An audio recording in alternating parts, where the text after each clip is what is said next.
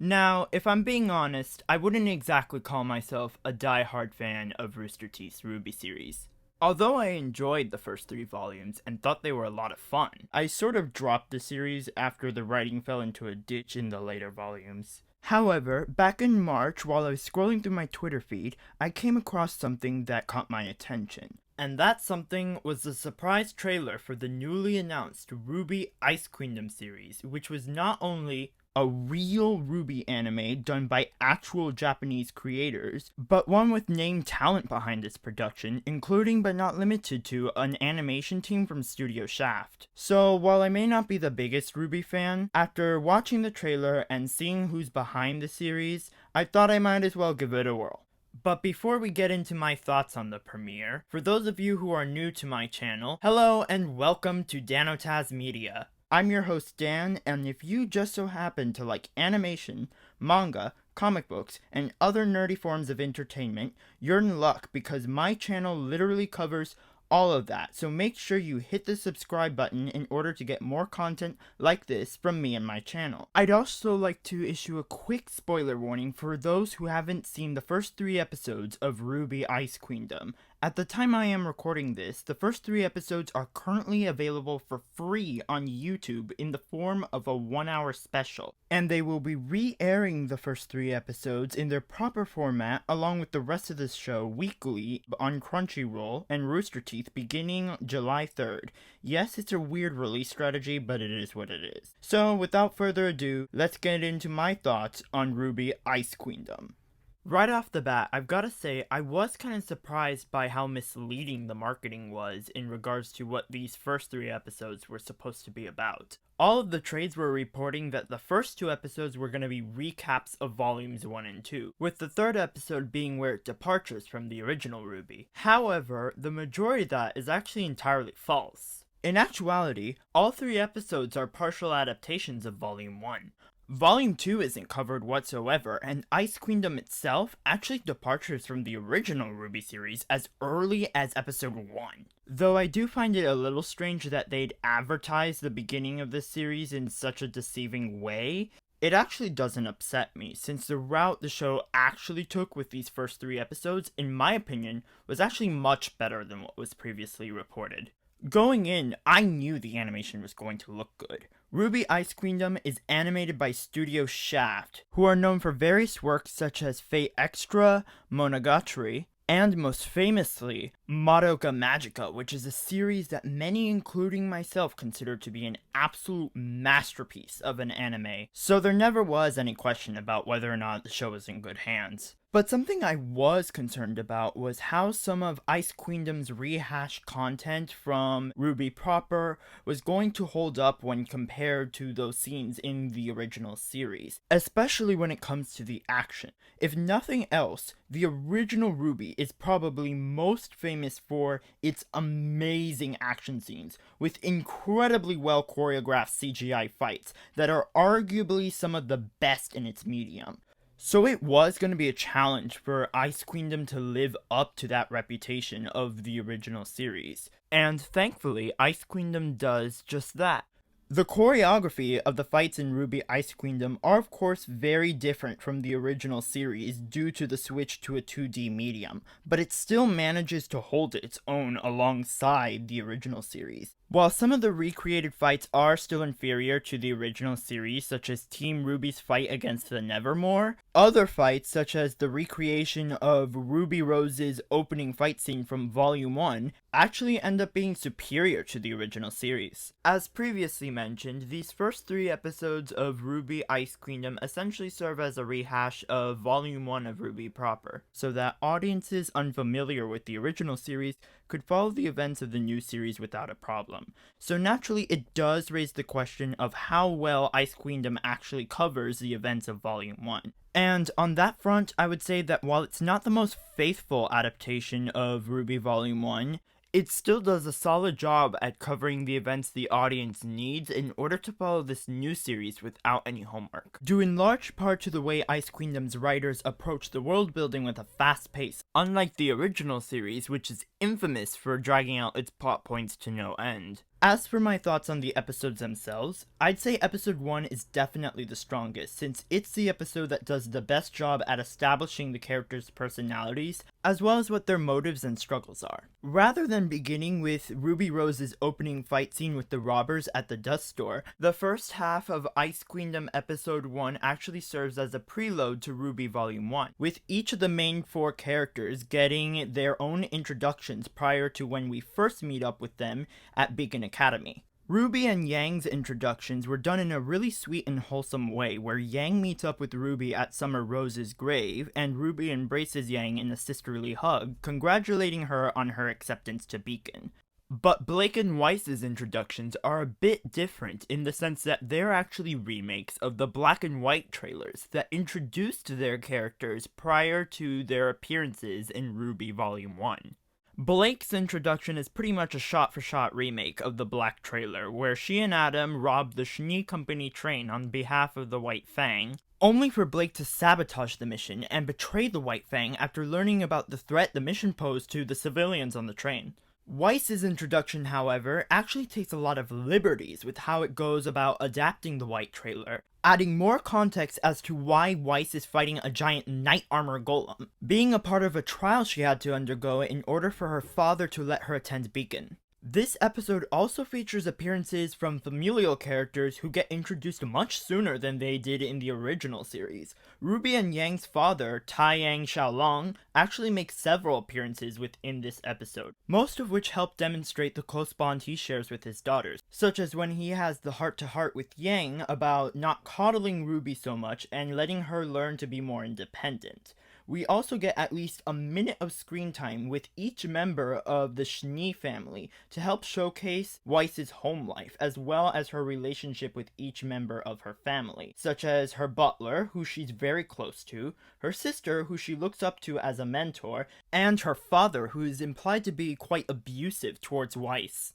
Only after all that is said and done does RWBY Ice Queendom Episode 1 actually begin to follow the events of RWBY Volume 1, ending off with Ruby's acceptance into Beacon Academy after the headmaster Ozpin lets her skip 2 grades after Ruby impresses him with her combat abilities against the robbers. Despite also being a very strong episode, there really isn't a whole lot to talk about when it comes to Episode 2 of Ice Queendom.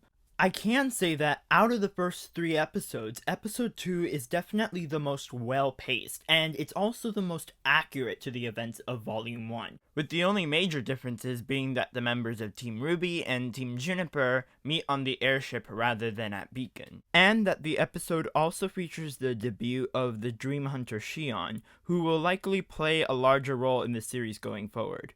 Unfortunately, I'm gonna have to say that episode 3 of Ice Queendom is the weakest of the premiere episodes, since unlike the first 2 episodes, episode 3 has a lot of pacing issues, and also struggles to balance the coverage of both old and new content within its plot. Scenes such as the introduction to the Nightmare Grim feel forced due to its ill timing, and some recreated scenes from the original, such as Weiss's chat with the professor, all of a sudden feel like unnecessary filler. And I think a lot of people who haven't seen the original RWBY series are probably going to be very confused near the end of the episode when they see guns ejecting out of Penny's back during an explosion, since episode 3 completely skips over the final fight scene of Volume 1. But in the end, despite my negative feelings towards this episode, I will say there is a silver lining in the sense that they absolutely nail the end cliffhanger when Weiss is cursed by the Nightmare Grim, and we're introduced to what is presumably an evil doppelganger created by the Grim.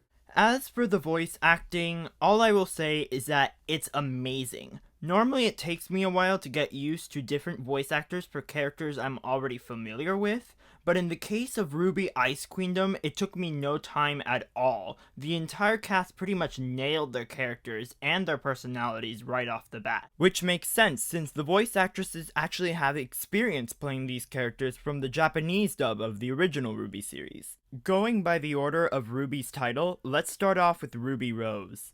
So far, 2022 has been a very good year for Sayori Hayami, with her role as Yor Briar in Spy X Family, which has been a massive hit since episode 1. But now, on top of that, she also got the opportunity to reprise her role as Ruby Rose in Ice Queendom, so her career as of late has been on fire. Saori Hayami was the perfect person to play Ruby Rose in this series. Her performance is great as she gets Ruby's bubbliness and spunk down to a T, and her voice also has a childish innocence to it that I think really suits Ruby's character. I also think Saori Hayami's portrayal of Ruby Rose will be the one fans gravitate to the most, since out of the main 4 characters, her voice is the one that sounds the closest to her English counterpart. And I'd also like to give Hayami extra recognition for her work on the ending theme song of RWBY Ice Queendom, Awake, which she both wrote and sung herself for the series. Now, I've gotta admit, I was very impressed by Yoko Hikasa's incredibly dynamic performance as Weiss Schnee in Ice Queendom. I feel like she really understands Weiss as a character, especially in terms of how troubled she is as a person.